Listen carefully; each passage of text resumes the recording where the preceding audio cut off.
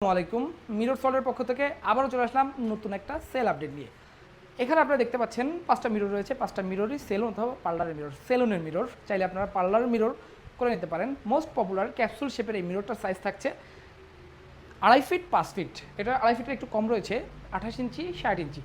আমরা কিন্তু এই মিররের সাথে লোগো অ্যাড করে দিয়েছি, ব্র্যান্ডিং লোগো। কতটা চমৎকার দেখুন। চাইলে কিন্তু আপনারা যে কোনো লোগো অ্যাড করে নিতে পারেন, আপনাদের ব্র্যান্ডিং লোগো।